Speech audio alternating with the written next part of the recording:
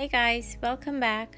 In today's video, I am participating in the Dollar Tree Fall Floral DIY hosted by Maria from Artsy Cupcake and Heidi Sonboul from Happily Thriving Heidi. So in today's video, they asked us to use all Dollar Tree flowers, either making a floral arrangement, a garland, a wreath, whatever we wanted to do.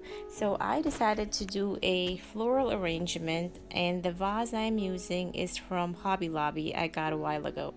So I was in love with this color when I saw these at my Dollar Tree.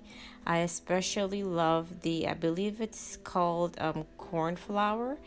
That one right there, that pretty brown. So I wanted my arrangement to be really lush and full and kind of wispy.